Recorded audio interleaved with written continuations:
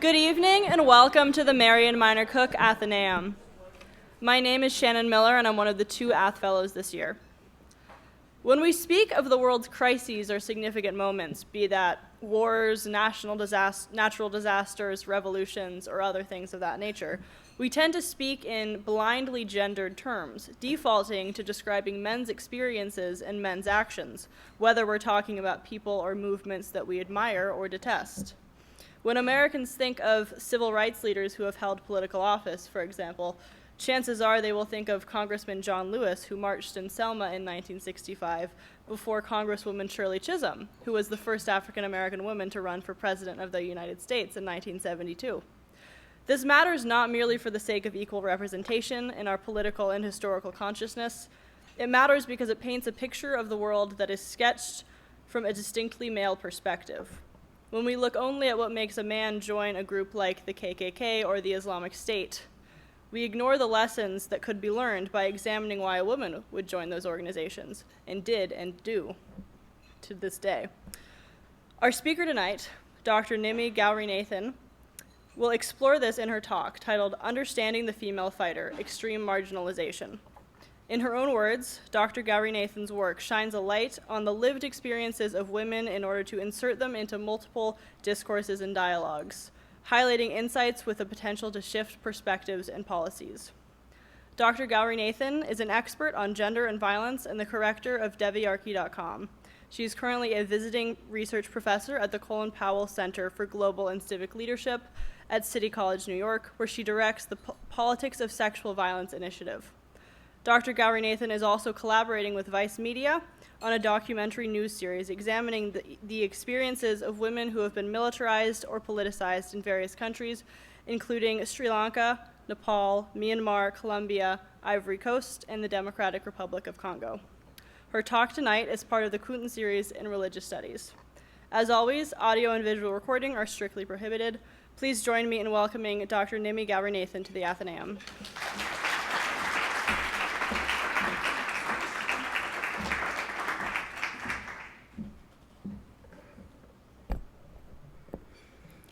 Hi, thank you for having me. You guys have some very impressive students here. I will say I don't think I talked much at dinner. I was just listening to some really fascinating conversations. So I'm already very impressed at what's going on here at this school. My talk today is going to be a little bit different than what I normally do, mostly because of the experiences that I've been having recently giving lectures. I'd like to frame the talk today around the question of identity. I've recently, my identity, among many things, is Tamil Sri Lankan woman, which is necessarily central to my work. And I've recently been meeting young women around the world who I think fit in this category of inside-outsiders. And what it means is you have these women from the developing world, whether first-generation immigrant girls coming in, who are third-world women operating in first-world spaces. And what I find is that they're struggling, right? They're sort of lost. They're trying to reconcile their religion and secularism. They're trying to reconcile ethnicity and nation. They're trying to figure out gender and political activism, tradition and popularity. All of these things are sort of tense within them, and I recognize the struggle in myself. It was a struggle that I went through. And identity and the tensions around it are actually what we're missing in a number of different spheres, right? It's what we're missing in humanitarianism. It's what is shaped by human rights violations. It's what we're glossing over in policy formulations. And it's at the root of radicalization and political violence for women. So recently you had these 3 young Bangladeshi girls who traveled from the UK who were going to join the Islamic State. And we've not been able to understand what was pushing them to join, right? And we haven't seen the impact of the legacies of political violence that they come from, right? And how that shapes their identities and who they are. These identities, their identities, my own identities, they move beyond this sort of binary of a victim or an agent, right? They necessarily exist in this space that is a complex political actor. And my work at this stage, if I'm being entirely honest, comes from a sense of very, very deep frustration and failure at the work I've done thus far, the initiative that I'm creating right now, a failure at an ability to grasp what it is in these women in the developing world that is pushing them into violence, that is shaping their identities, that is creating violence, that is sustaining violence. And so I want to follow today sort of the evolution of my own consciousness, right? And the ways in which the threads of my identity were pulled in different ways, in different directions at different moments in my life. So I started off as a volunteerist, going to Sri Lanka, and this is probably the least interesting part of, my story and of the evolution of my consciousness. I went to Sri Lanka as a volunteerist to find myself, to locate some sense of identity within the hyphenations of myself. When I went back in 2001, for people who don't know a lot about Sri Lanka was at peace. There was a 30-year civil war between the Tamil Tiger separatist minority group and the Sinhalese-dominated government. In this war, women were 30% of the fighting force of the Tamil Tigers. So I went back to teach English and to teach leadership in an orphanage, to reconnect to my history and my family. And I was living inside the walls of this Catholic church in an orphanage.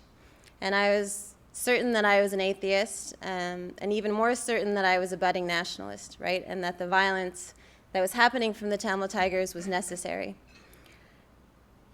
And in those years, I lived with girls who were born into a war, who were part of a war, who were left by the war. And I was blindly supporting the priest who created a safe space for them. To me, he was a humanitarian. He had good intentions. He was Tamil. He was a Christian. He was not the enemy. I never imagined that in my work to support Tamil women, he could be the enemy. So at the time, we were sort of pushing peace on these young girls. It was a moment of peace and hope, and there was a stalemate in the fighting. And we had all the kids paint these murals on the walls of what they envisioned that a peaceful Sri Lanka would look like. And so it was all very positive, even as it was difficult for me to adjust to being there, until the waves came, until the tsunami. The waves that sort of washed away all of these peace murals that affected every member of this community. And that's when I became a humanitarian aid worker. That was sort of the next big step in my transition. So the December 2004 tsunami, as most of you remember or would have heard about or know, took 30,000 lives in Sri Lanka. And I was sort of suddenly, immediately, overnight, I was an aid worker, right? Because these girls were so central to me, and I had been living with them, and they were all affected, and what made sense was to go back and to meet all these needs with these charitable Band-Aids that we offered. And to be entirely honest, when you're in a space where you have temples that are completely overturned, where you have family members who have lost people in the double digits, when you have people living, in desperation, in the urgency of all of this, there's not much time for an analysis, and I don't really know how there could be, right? I believe very strongly that there should be, but it was a very difficult moment to reflect because all you're doing is trying to meet everybody's needs, do the best you can, connect aid workers to people who needed them. There was only sort of this temporary acknowledgement and this feeling while I was doing the work that something wasn't right, that I didn't quite fit either in village life or in NGO board meetings, right? On either side, I was never quite comfortable in this space.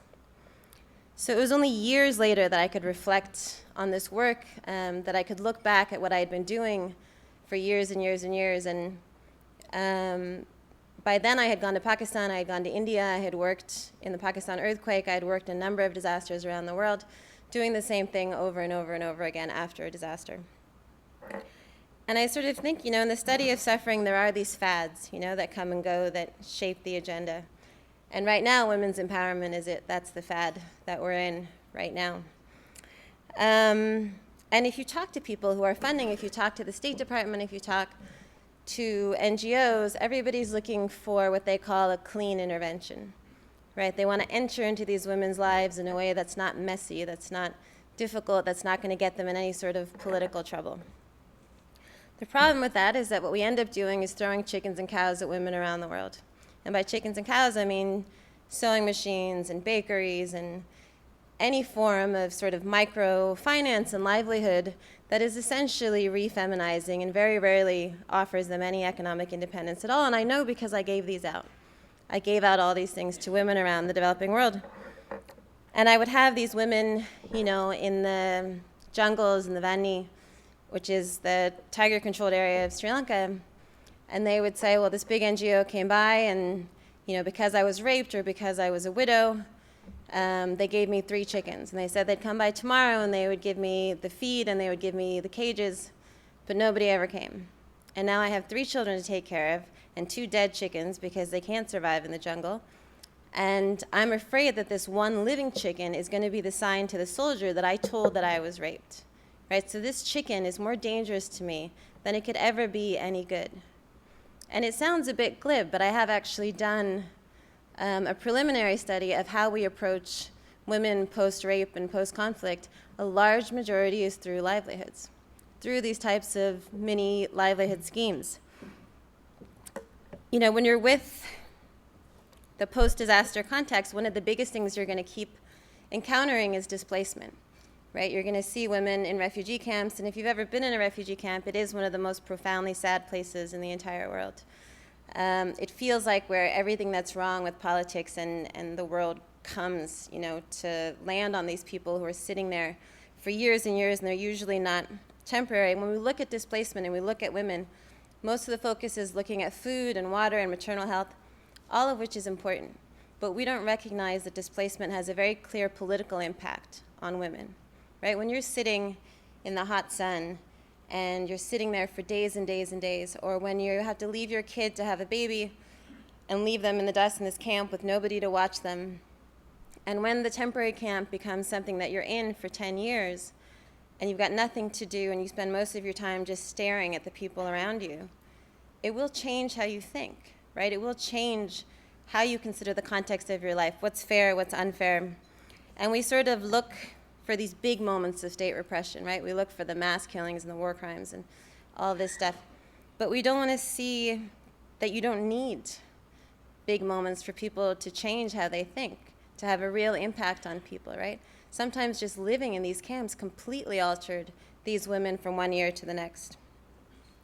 And then I started to think about the role of NGOs, the role of my NGO, right, in all of this. And Arundhati Roy had a great piece recently where she talks about the NGOization of resistance, which I think is a great term about how NGOs sort of blunt the edges of political resistance, how they stand in between a population and its government, how they give out sort of by benevolence what people ought to have by their own political rights. And I don't think she's wrong. I think that's what I did all those years. And within the aid industry, when you have things like sex trafficking in Cambodia, which is another sort of big donor celebrity fad at the moment, you're always seeing this woman. In a lot of the films that I've commented on, they're always showing the Cambodian woman who's being trafficked. They're showing where she lives. They're showing, the life around her. And then in one of the movies, they very clearly said, well, sometimes these women are taken for 3 months at a time, and they're kept, this one client who's usually a white man, he comes for 2 to 3 months at a time, and she's kept with him for 2 to 3 months, then she goes back to the hostel. Nobody ever asks who that would be. Who goes to Cambodia for 2 to 3 months at a time for business? Very likely aid workers. That's who goes to Cambodia for 2 to 3 months on business. And it's something that you're not supposed to talk about, Within the industry, you're definitely not supposed to talk about it. And someone asked me once why we don't talk about it, and I said, look, it's something like the Catholic Church. It's created this cone of silence because if I'm someone who's working on Tamil issues in Sri Lanka and I've managed to get $1 million to a population that I care very deeply about, and that is a non-state territory, and it was very difficult to get that money in there, and I hear about some board member and something he's doing in this country or sleeping with a girl in this country, I'm not just losing my job, I'm losing those people $1 million. And who's going to do that? Who's going to take that money away from those people, right? And it wasn't just me. There was hundreds of young women working for NGOs who had the same predicament, right? These are the questions that we have to start asking. When you want to look at women, you want to look at politics, you want to look at the power around them. Why aren't we looking at the aid workers who are part of this problem? This week there was actually I've said for years this chickens and cows approach isn't going to work. We have to stop throwing chickens and cows. And very interestingly this week, a Tamil politician cited a woman when he was talking in Parliament about the situation of Tamil women, and she said, "I do not want a goat, I want my son back because I handed over my son to the security forces. I was there, I saw it, I remember. I do not want your chickens, I do not want your goats." And this was very clearly from this woman at this moment saying that these things are depoliticizing her, purposely depoliticizing her, right? These interventions. And so we have to look at what spaces are their politics recognized, right? And that's around when I sort of got into my academic research, when I started studying the female fighter, right? I wanted to understand what the impact was we were having on these women. What was the connection between the women I was living with in the refugee camp and all the girls in the orphanage who joined the Tigers? Was there a connection between these experiences, between these women? Several of the girls in the orphanage had been members of the Tigers. Several of them had sisters who were in the Tigers.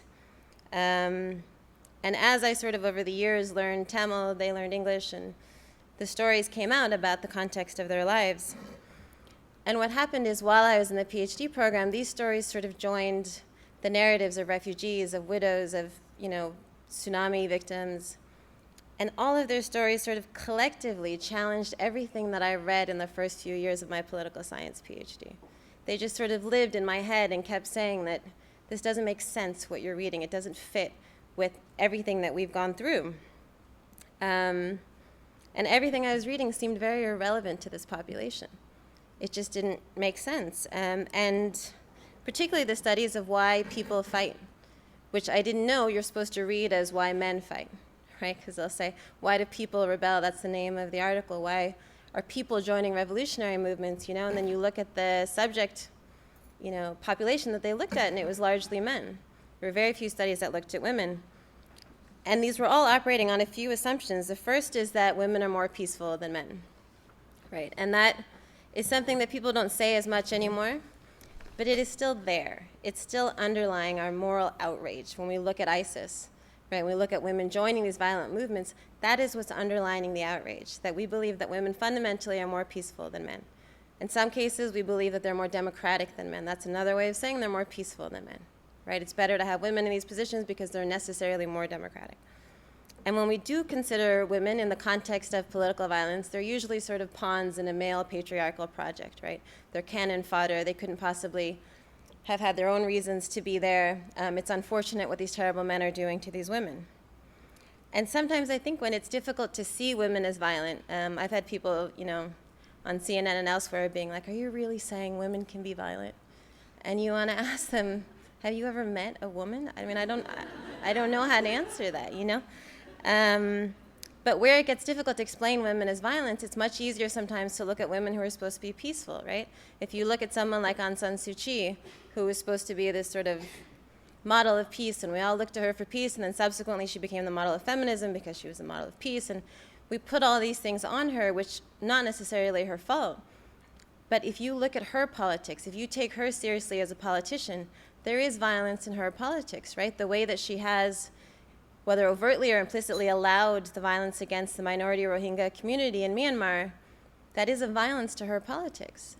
And it's not saying anything about her. I don't think it's actually sort of a sign of respect to take her seriously, to take her politics seriously, and see the violence in her politics, right? Now we have all of these cases of female fighters and female suicide bombers, and these are on the news quite a bit. And what happens is that there's this moment of extremism, right? Whatever it is, the attacks in Paris or a suicide bomb, and we take that moment of extremism and then we start looking backwards, right? We start looking for meaning and motivation in her life, blaming religion generally as the radicalizing culprit, but we come up empty-handed because we didn't ask the questions in time, right? Everybody comes up empty-handed. The best we can do is read her politics through the men around her, right? The woman in Paris who killed all the people at the grocery store, Hayat, it was always her boyfriend, right? We read her politics through her boyfriend. Sajida al-Rashawi, who was a Jordanian failed suicide bomber, who had gone to a hotel, years ago and tried to blow up, along with her husband at the time, a hotel. ISIS asked for her release recently as a prisoner exchange for a Jordanian pilot they had captured. And everybody started asking, well, why is ISIS looking at her? Who is she? And why would she be a valuable target? And when you look to see anything about this woman, everything that's written about her is about her husband. It's about her brothers. It's about a male family member that was killed in the Iraq War and the American military intervention. The most you can get about her is that she worked at a vegetable stand.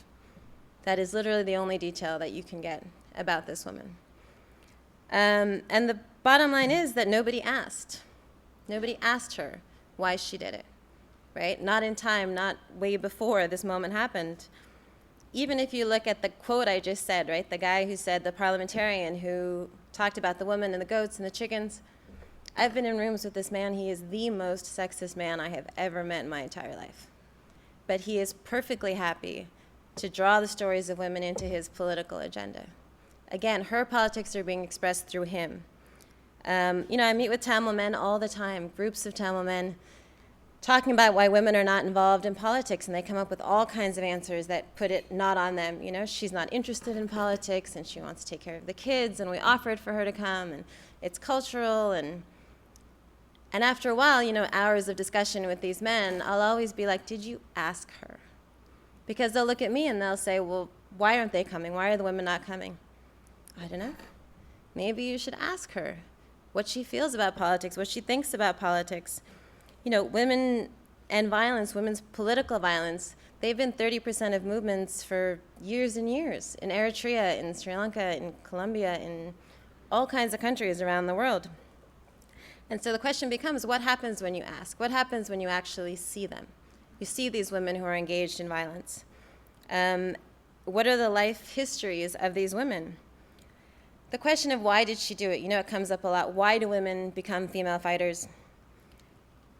And why does it sort of fascinate us that women become female fighters? Right? Beyond the fact that we expect them to be more peaceful. It's because in a lot of these countries, women exist in sort of an intimate space, right? They are the bearers of culture and nation and religion and society and upholding everything for that community, right? Women exist in this very intimate space that is not something you associate with violence, is not something you want to associate with violence. If you take sort of the extreme case of the female suicide bomber, that's always the one that catches everybody's attention.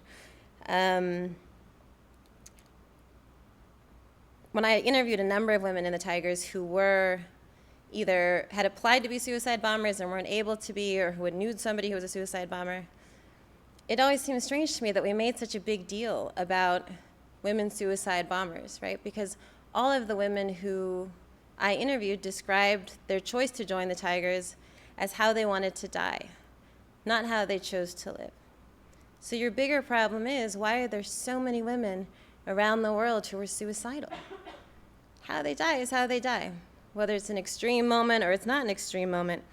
And there is like an element of martyrdom in it, right? Martyrdom is a big part of the female fighter. Martyrdom that is linked to religion can be linked to sort of different religious spaces in the afterlife.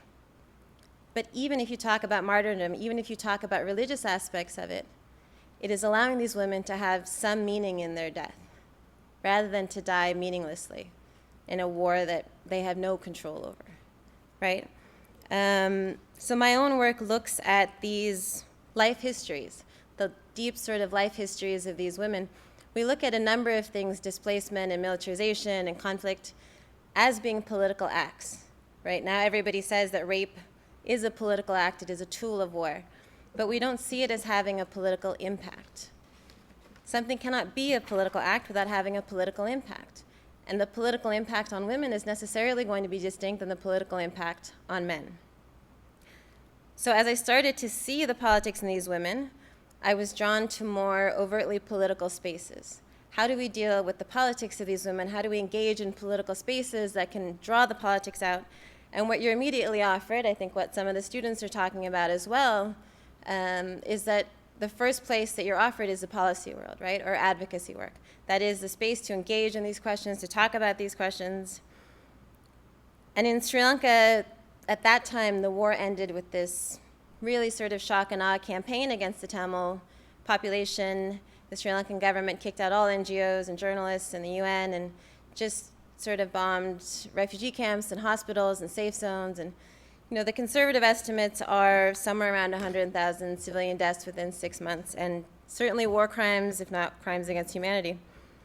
And at that moment, there were protests, there were actors in India going on strike, there were self-immolations, there were groups in Canada blocking off freeways. Everybody was sort of moving. I felt like I was in constant motion, doing interviews and meeting with people and talking to people.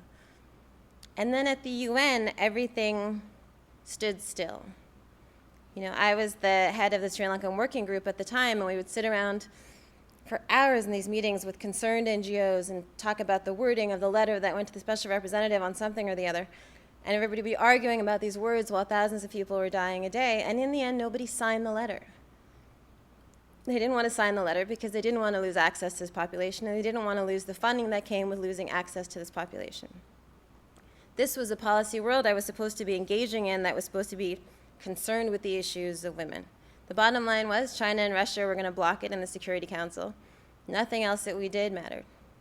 Everything was based on the fact that the US was not going to go up against China on the basis of Sri Lanka. It didn't matter enough, it didn't mean enough, it wasn't going to happen. The general approach was, let's let them finish off these terrorists, and then we'll go in with development afterwards, which is what they did. So for me, in that moment where we couldn't recognize these people as fully human, we were very quick to see them as suspects within the war on terror framework that the Sri Lankan government very happily capitalized on in their actions to justify what they did. What we don't recognize is these policies that the US created. The US still has the Patriot Act that has these draconian policies that don't allow NGOs to work in any area outside of state control. Obama never changed this aspect of the Patriot Act. These policies in the US, which while they are repressive and they do limit civil rights, when you import them to places like Sri Lanka, it means that someone who's a suspected terrorist gets picked up and they die. That's it. There's no process, there's no questioning, there's no nothing. Right? And so Sri Lanka picked up this policy, imported it over there, and started abducting, harassing, torturing half the Tamil population. And this was the policy world that we were working with at the time. Now the language is countering violent extremism. That's the new language that everybody's using. Everybody's excited about how to counter violent extremism. And I had a meeting with the Jordanian government, and they were like, well, we're drawing in these experts like you to talk about what these youth can do. And it was a very strange question because the whole point is nothing. They can't do anything. They're in this position that leaves them vulnerable to radicalization because they have been completely disempowered by your government. And within these countering violent extremism programs, nothing is gendered. There's no focus on young women versus men. In fact, there's a hyper-focus on men. The woman who is the chair of the Millennium Development Goals at the UN came to me one day and she showed me this map and she said, look at these numbers, There's all these young men being born in all these countries that are in conflict, all these countries where radicalism is a problem. And she said, it's terrifying. And I just thought, how could it be terrifying that young men are being born? How can that be what you're basing policy on? The fact that young men are being born someplace is terrifying to you. Also, the fact that you don't recognize that there are young women being born in these countries too, who are also subject to the same repressive policies of these governments. These are at very high levels of the UN that this is a policy that people are discussing. So where the humanitarian aid world decided to offer handouts to women as opposed to recognizing their politics, within the policy world, they assume that women are best sort of dealt with through development, and that where you recognize their politics, then we'll draw them into quotas. We'll draw them into the government, into formal government structures. We'll make sure there's 6 seats for them in the government. And I just finished a UN Human Development Report on Afghanistan, and that just was continually the answer. Well, we have women in these quotas. But you're talking about a fundamentally patriarchal, corrupt institution where the men can't get anything done. The women being there are certainly not going to be able to work on women's issues. They're only responding to whatever it is the chief in their area is telling them to do. That cannot be the way that we address women's politics, by putting them in these parliaments that are fundamentally flawed. And that is the way that people approach it. So I think the apathy of both these communities, alongside with what I saw as the complicity of their approach to Sri Lanka, really meant that for Tamil women in the aftermath of the war, the only thing left to do was to go backwards and try and uncover the human rights abuses, to uncover the violations, to uncover the mass graves. And to me, it felt like this was the only way that I could move forward was by going backwards. And so at that time, I became a human rights researcher and went back to Sri Lanka. And after the war, it was a deeply militarized space. It was occupied territory, essentially. And there was a civil rights leader recently who I was discussing with, who was also a very famous feminist scholar, Kimberly Crenshaw. And we were talking about Ferguson and militarization and how interesting it was that militarization was coming up in these domestic conversations now. I had never heard it mentioned in the US before. And what she was saying is she's finding that it was much easier to rally people around the idea of anti-militarization politically than it was around racial justice. Because the belief is that militarization is not a political act, but it is. Militarization is always political. It has the ability to deepen repressive policies of a state. And if you look at militarization in places like Sri Lanka, what does it look like? Outside of the theory of what it is, what does it look like? What it is the intrusion of the military into the most private, most intimate spaces of a society. And in the developing world, who lives in those spaces? It is women. So militarization will necessarily always have a more repressive impact on women than it does on men. And it's no different if you're talking about how militarization maps onto women's bodies, whether you're talking about black women in this country and the 7-year-old girl who was killed in Detroit, or you're talking about the activist in Sri Lanka who was arrested for asking where her daughter is. Those are both the result of militarized systems. And we shouldn't distinguish between the two. And within this context, we were looking for rape, right? And I was looking for the women who were raped at the end of the war. There was a girl that I met when I was sort of hiding out in a church in Sri Lanka. She was maybe 26. She was very pretty. She had just given birth to a daughter who was 9 months old. And she told me her story where she was inside the internment camps at the end of the war, and then she came out. And inside the internment camps, actually, her experience wasn't as bad as everyone else. But when she came out, there had been a soldier who noticed her in the camps, and they had trained the soldiers to speak Tamil. So there was more familiarity, there was more sort of engagement with the community. And he came and he asked her parents for her hand in marriage, and they said yes. And they knew that in that situation, he would guarantee her security. She would probably not get married living in a resettled village. She was from a lower caste anyways. So they said yes. He said he would take her to meet his parents. He stopped along the way at a lodge. He gave her some sort of drug. She passed out. And when she talks about this story, she says, I don't know what happened. I don't know if you call it rape. And you think with all the debates happening in feminism about rape and sexual assault, you should at least be able to say it. You should be able to say, I was raped. That's what happened to you. You were raped. And so it was only when she discovered that she was pregnant that she came to the church and her mom brought her. Now, the most fascinating part about her story was that the person she mentioned first was her father. So she said, I can't go back home because my father doesn't know I was raped. And then she said, I can't go back to the village because I'm an ex-combatant and I don't want to bring surveillance on the entire village. I'm outside the community because you can't go to weddings or happy occasions because you're bad luck. So you meet all kinds of young women just sitting in the house and not being a part of any social events. And then she's a Tamil, so she's already outside the state. She's already marginalized in that way. So she lives in this space of extreme marginalization. And of all the extremes that we care about, that seems to be the one that we don't understand exists, that we don't understand that all these women are living in at this moment right now. And what that does is, when you're looking at the enemy being on the other side, when you're not looking at the spaces of marginalization these girls live in, I had completely overlooked that the orphanage that I had worked at in the beginning, that I had gone back to for 8 years, that I'd probably give tens of thousands of dollars to. The man who was running it, who I was very close to, was accused of rampant sexual abuse within the orphanage. And I went back one day to see the girls, and I always went back at 4 o'clock to meet the girls and do bubbles and nail polish and all that stuff. And they were gone. All the girls were gone because they had been taken by the state, and they had made a deal with the priest that they would bring him up on anti-terror charges so it didn't look like he had sexually abused all these girls. But when you overlook the spaces that these girls exist in, the layers of repression that they're under, it doesn't really matter which side you're on, right? They're still going to be in a position where they're vulnerable to these things. And I overlooked it for years and years. This The focus on rape generally sort of bleeds into sexual torture because a lot of the women were taken as tiger suspects. They were in positions where they were sexually tortured. This recent report that came out in the U.S. Senate, what was really interesting about it was a 300-something page report, and it didn't mention any women at all being tortured, which maybe the U.S. doesn't torture women. Maybe that's the policy that it has.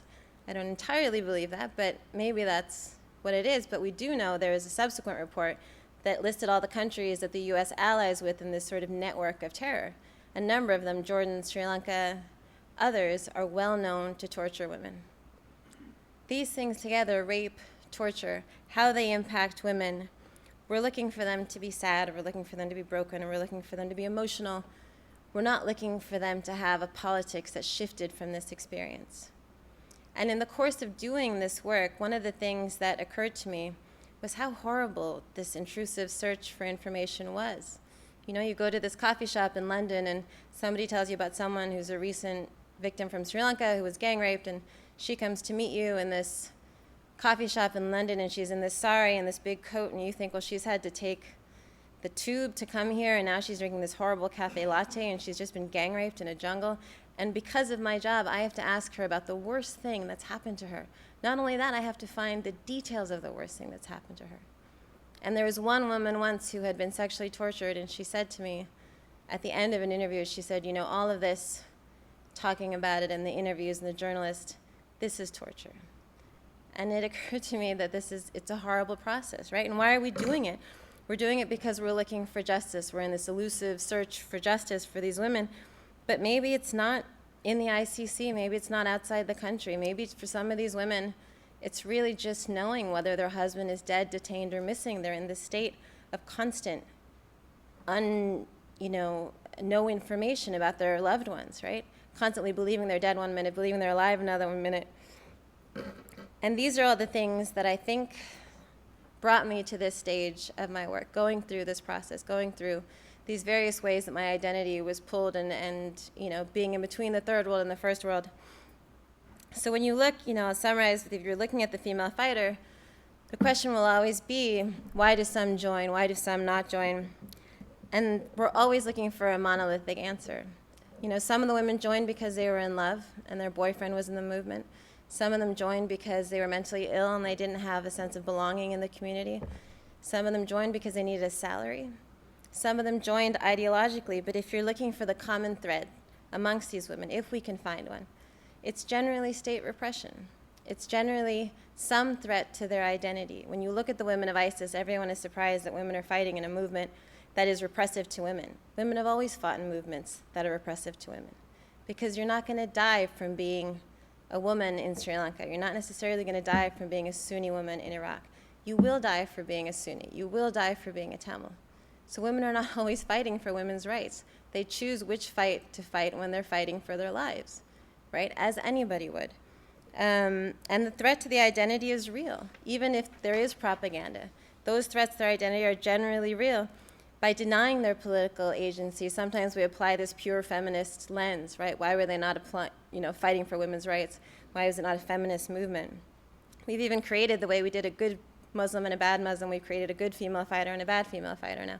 The Kurdish women are the good female fighters and the ISIS women are the bad female fighters.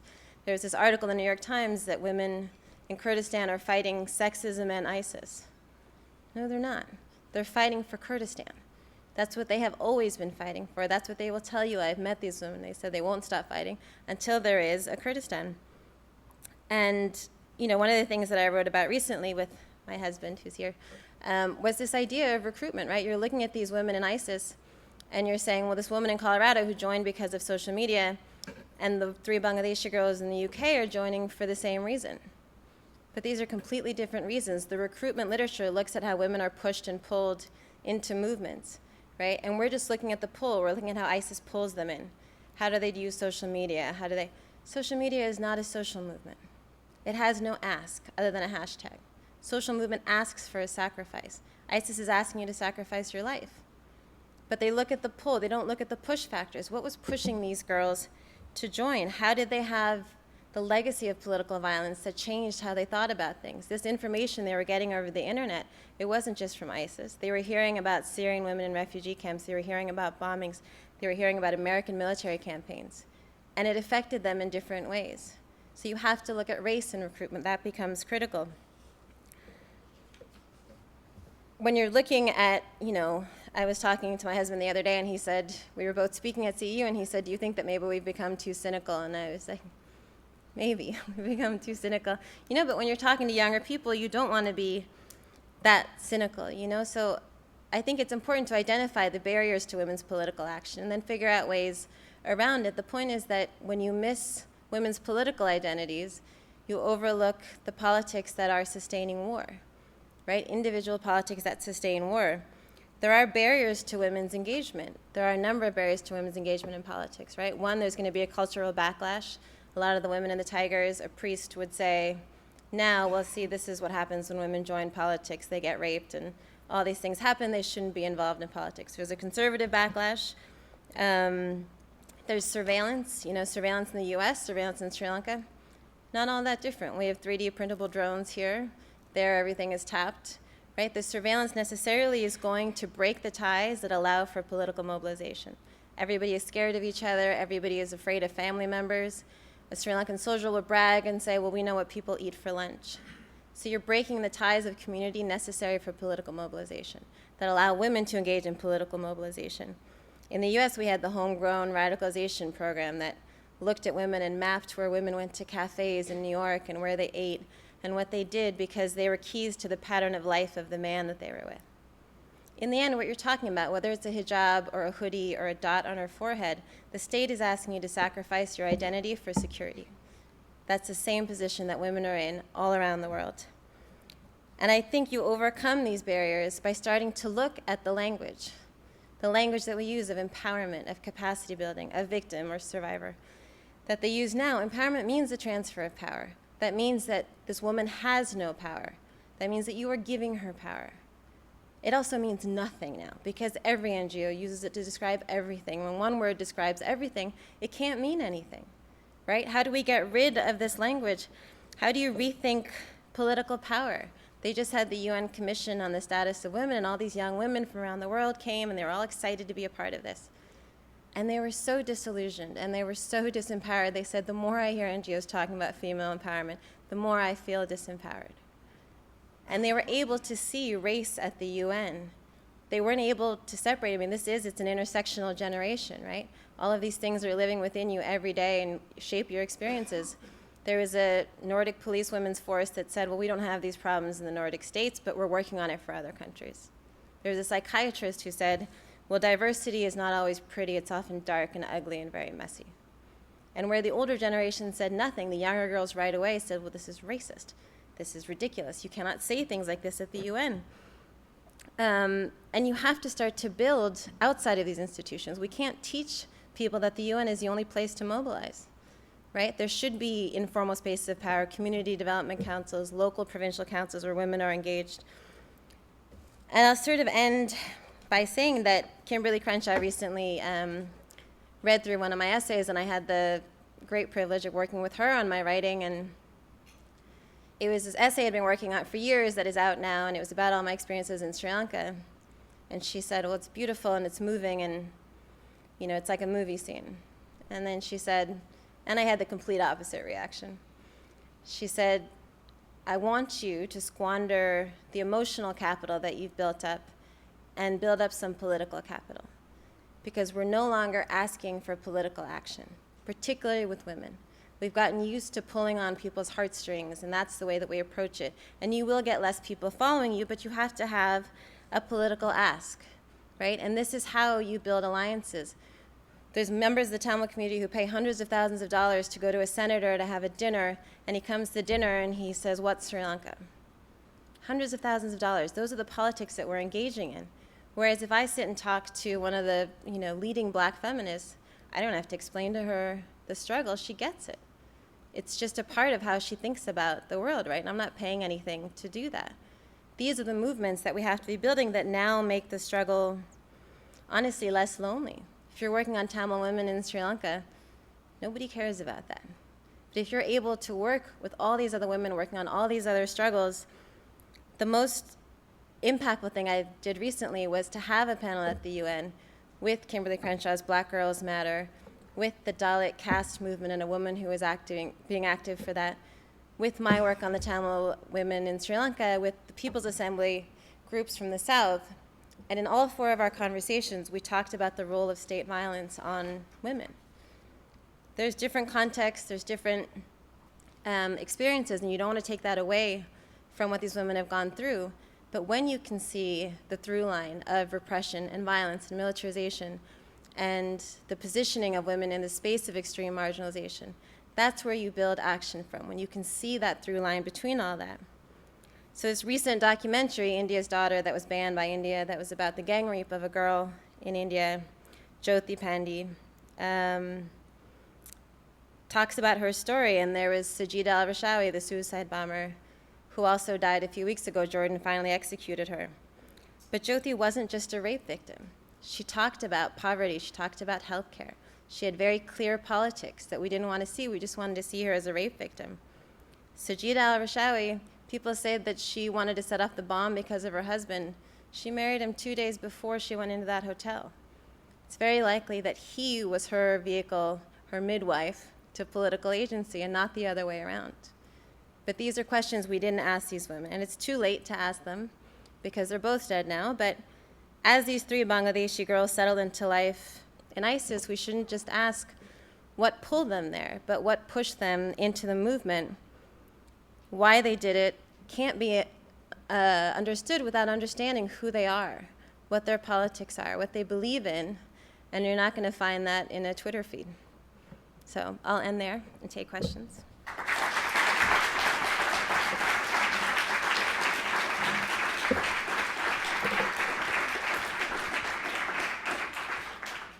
We will now have time for questions. If you have a question, please raise your hand and wait for Dante or myself to come to you with the microphone. And as always, preference will go to students.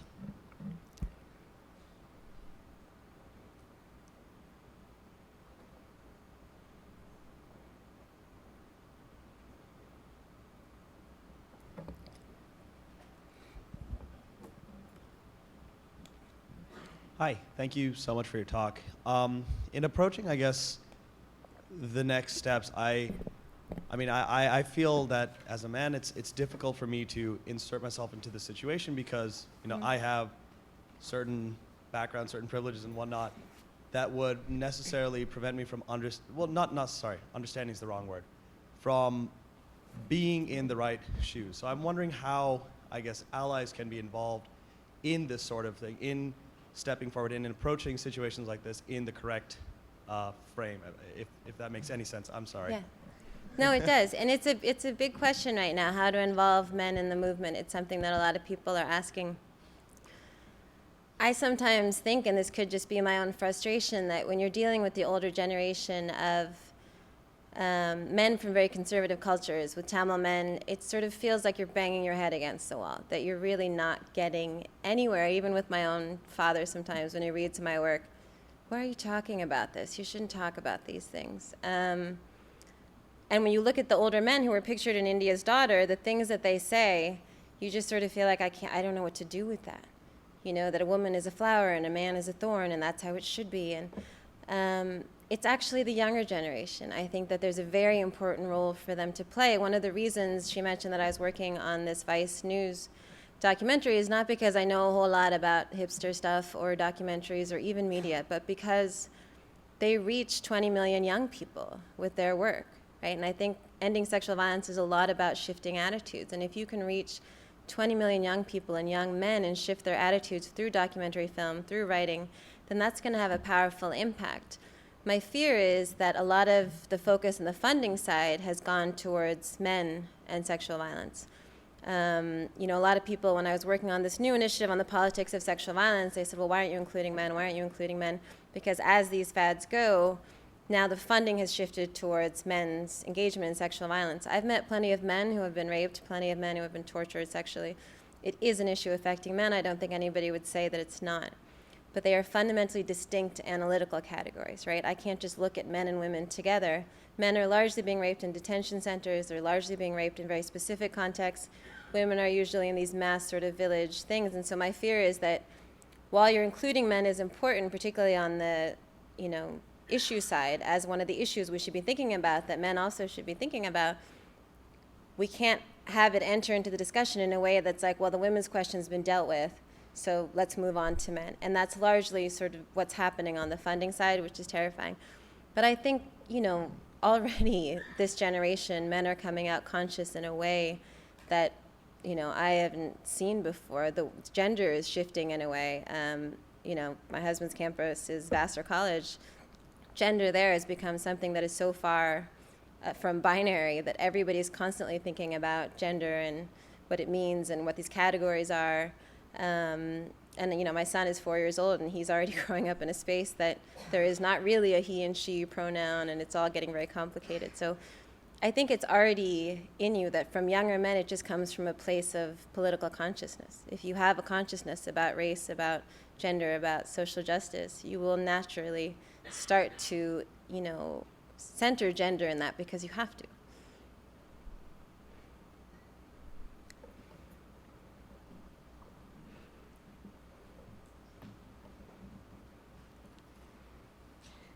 Hi, thank you so much for coming. I was wondering if you could speak a little bit about how to incorporate women's political voices in a lot of these different regions, especially if you, as you mentioned, sometimes quotas aren't really the be-all, end-all for the solution. And if you could speak a little bit more about how it is that they can incorporate their political views.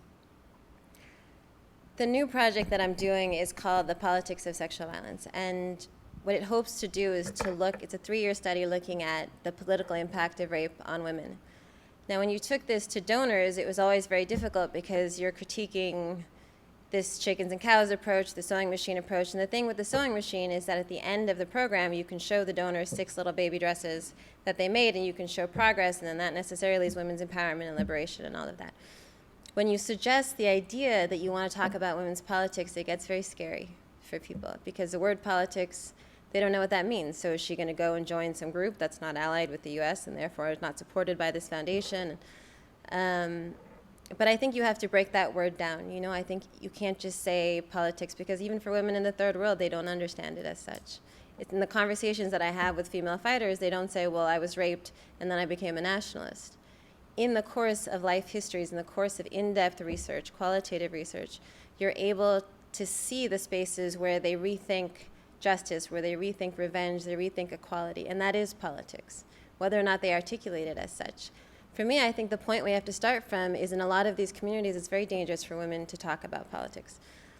So I'm not saying you get rid of all these sewing machines and all these other programs because they actually do provide a space for conversation, for discourse. I think you could go into those spaces and start talking about politics, start having political conversations, start hearing the grievances.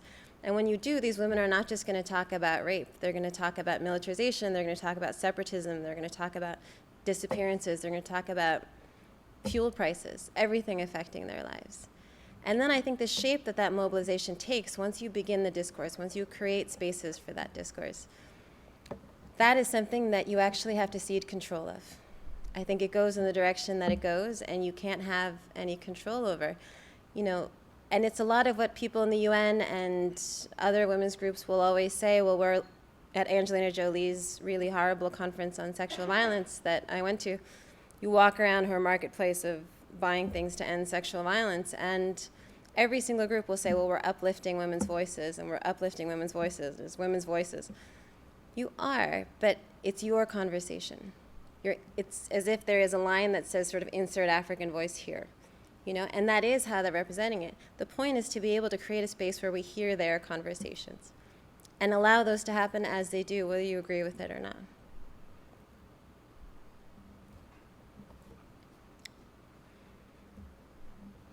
For your talk.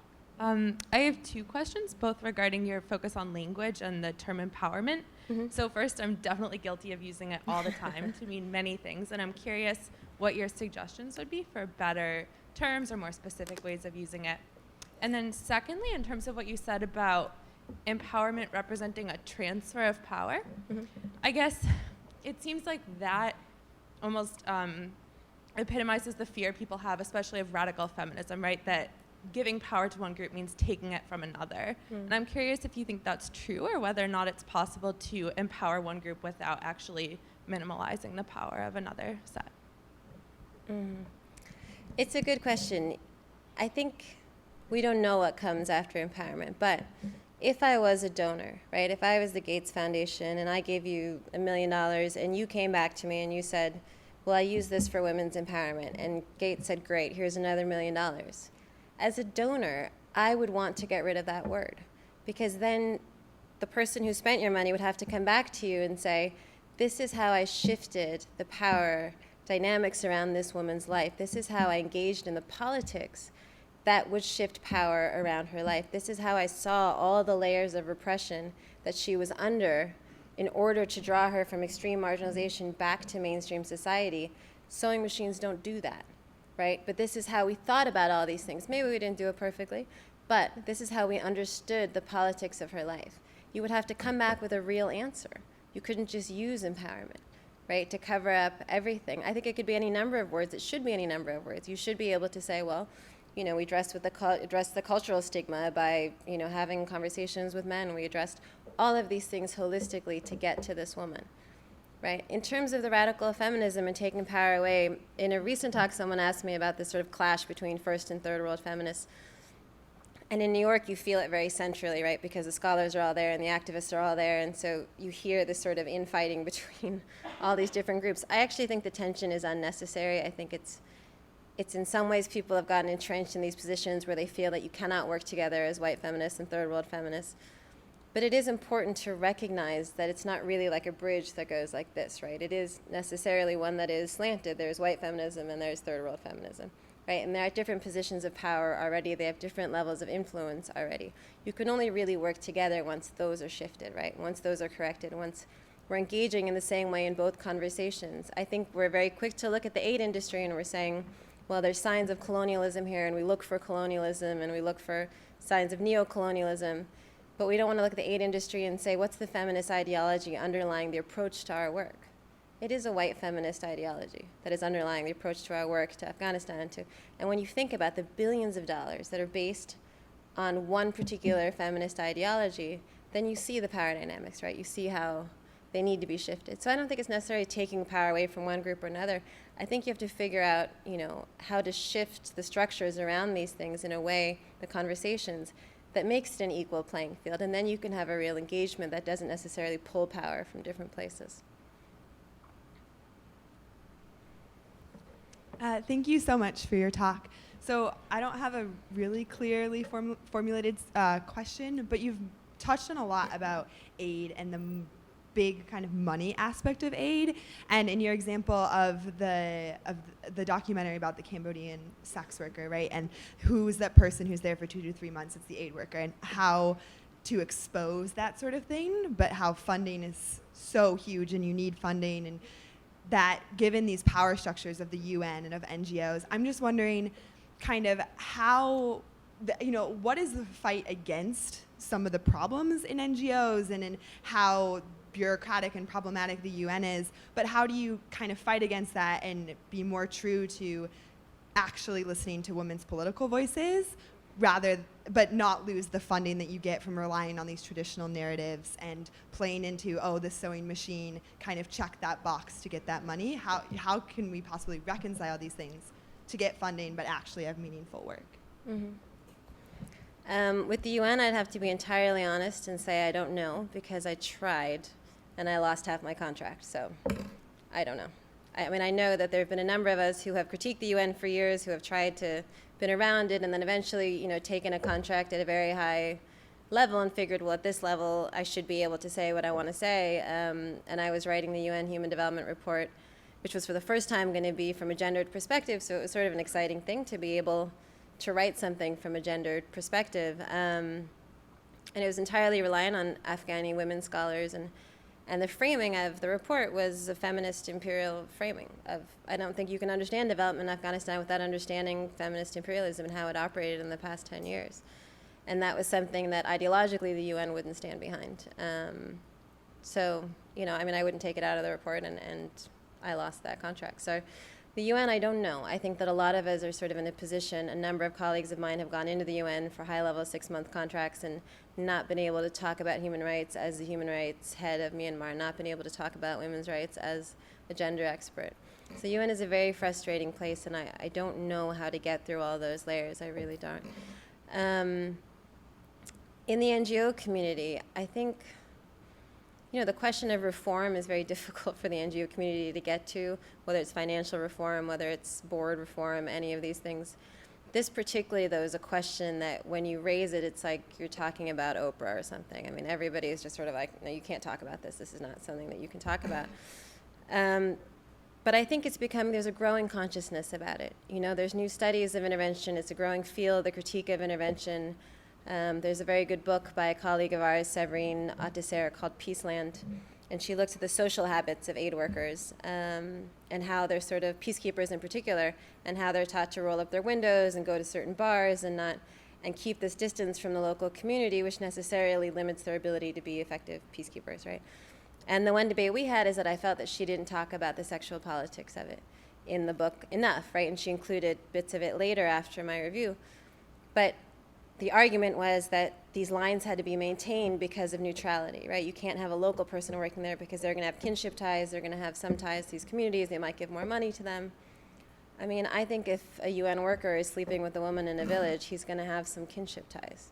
There's going to be some bias in his approach to that, right? And it's not uncommon, it's happening everywhere, right? Why are some of these aid workers, we spent a year living in Tanzania, and the entire aid community was married to local Tanzanian women, right? Whether in the villages, high-level, elite women, but that is something that has to be explored, that has to be sort of unpacked because there's a racial element there. And what if that is part of the incentives why these men are taking these jobs? What if they're coming from this small town in Nebraska and, there's no women there, and definitely if they're in Manhattan, nobody would talk to them, and then they go to Tanzania and they have, these beautiful wives who are now with them, whether they were prostitutes or not prostitutes. It's a real thing that's happening. And at the UN Commission on Women, they were so proud of themselves because they were passing around this letter to all the men who worked at the UN and asking them to sign it, saying that they would not sleep with prostitutes. I mean, all that means is that they're not going into red light districts. In some form or another, there's enough of a power differential there that these women are prostituted. They will sleep with a local girl whether or not they go to the red light district. So the whole purpose of this initiative was just sort of lost.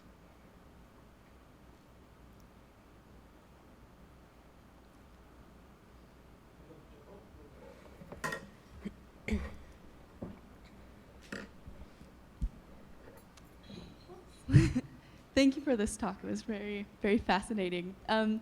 I was wondering kind of about your decision to teach your child sort of, or to raise your child with sort of non-gendered pronouns, and sort of how you see your child processing that in sort of the world as it is, and if you could speak to that a little bit.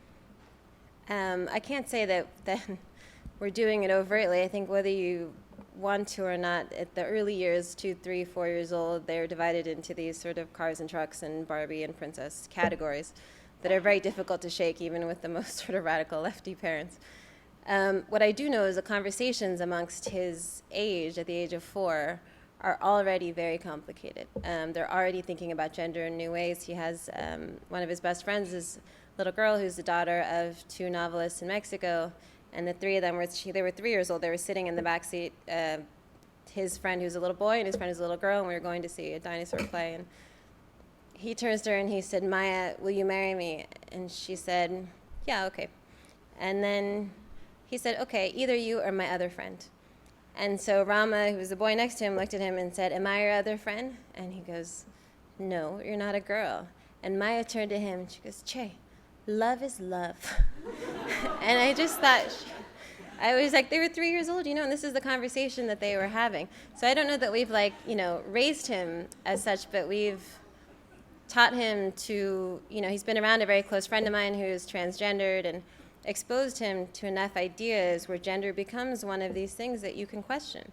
It's not one of these things that's set in stone. It's not, you're not raising them to believe in these sort of perfect ideals of race. And even at 4 years old, they understand justice and equality and ISIS, and he'll talk to you about Mike Brown forever if you asked him, so. Congratulations, your talk was very engaging. Oh, I wanted to know a little bit more about how you think that how domesticity and women may be contributing to the marginalization. And I also wanted to know a little bit about the flip side, which would be disregarding the domesticity. Would that be supporting the patriarchal classical system that exists? Thank you. If I did believe that domesticity contributed to marginalization, it would give me a really good excuse to not be domestic for my husband. I think it's a very complicated question. The context I know it in is in Sri Lanka.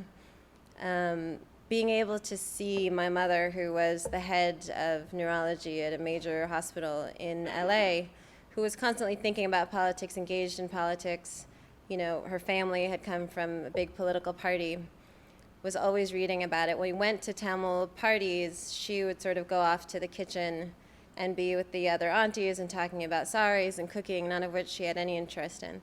But she would never join this conversation with the men talking about politics.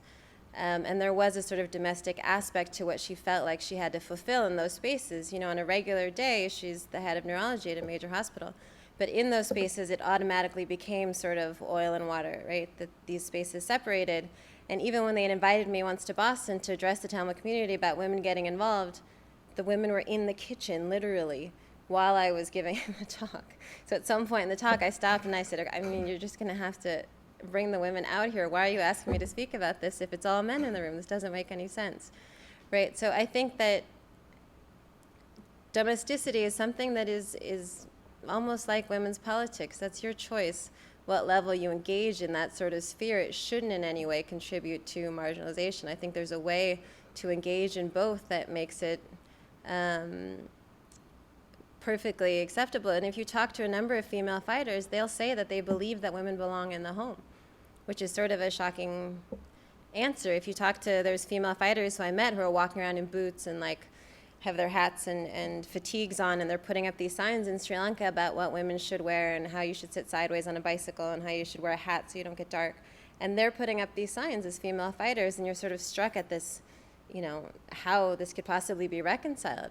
But what they'll tell you is that what else are we fighting for if not to protect Tamil values? And women sit at the center of that, right? You can't create a nation that you're fighting for without an us and a them. There has to be something that distinguishes Tamils, and that is their culture, their values, the position of women. So it becomes something that even women who are female fighters believe very strongly in the role of women in the house.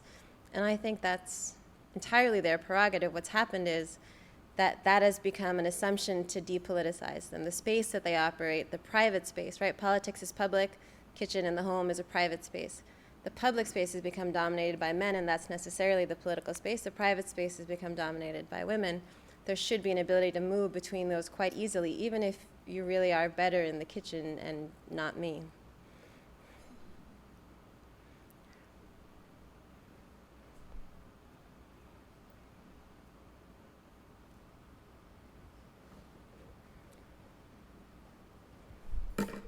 Hi, thank you so much. I wanted to ask a little bit about your up-and-coming documentary with Vice. A lot of times I know Vice has been criticized for being overly sensational, and I was wondering if that was something that you had encountered, and if that was something that you were trying to move away from, and kind of your experience through Vice. Yeah, Vice is a very weird place. It's not very diverse. It's largely white. Lots of young men. The reason that I went to Vice was because of the platform that they had, right? Not because I agreed with what they were producing. A lot of the stuff they were producing was sensationalist. It was very white savior. It was, the head of Vice himself has a very strange politics, who I've met before. I don't have any interest in becoming a part of the Vice family or getting the gold ring or whatever it is they do there. But what I do have an interest in is creating a space where you can talk about complex issues that young people will listen to. So in the process of sort of negotiating this contract, I probably took far less financially in terms of credit, and like, they wanted to have the rights to stuff and whatever. That part of it I let go as long as I had control over the content. As long as whatever went out finally, I was going to put my name on. Because they do have a tendency to sensationalize stuff. They do have an ability to misrepresent issues. They have been in situations with people I know where they've put human rights workers at risk by doing what they're doing. And to them, it's also, they know that critique, right? So they're well aware that that's what the critique is, so they're also happy to have somebody come from the academy to be able to shape some of this in an interesting way. But I was telling the students that I met for dinner, when I watched their 3-minute film on this woman in Bosnia who was raped, you can never show the victim, and normally they just cover her face, but instead they had a local artist paint these pictures that she described her house looked like. And they showed those pictures. And then they asked her to choose a song that meant something to her in her childhood before she had been raped. And they played that song as you read the words that she sang. It's a 3-second video, but it's more powerful, I think, than anything I've ever written or will ever, write. It has this sort of visual, immediate way to change the way people think. And I feel like, as activists, as academics, as writers, you have a responsibility to keep challenging yourself, to think in new ways, to come up with creative solutions to these problems. And as great as the academy can be, I didn't want to talk to 6 people for the rest of my life. I wanted more people to hear what I had to say, and not because my work was so great and it was so groundbreaking, but because the stories of these women mattered. And they mattered too much to just be read in a journal by people who already knew everything about Sri Lanka. So what I've tried to do is to take a set of research, and I've written an academic journal article, and then a narrative nonfiction essay, and then maybe a foreign affairs piece. And this Vice thing is sort of the other part of this. How do I turn all of this into sort of a visual medium where I take the same stories and I'm communicating to different audiences and hopefully having a wider impact by doing that? But yes, it is a concern. It's still a concern. I'm trying not to spend any time at the office and do everything from home because I find it a very, very weird social environment over there. So.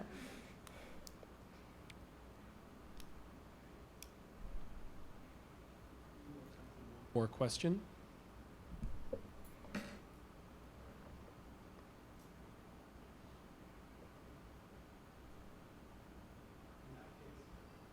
In that case, that's all the time we have. Please join me in thanking our guest tonight. Thank you. Thanks for having me.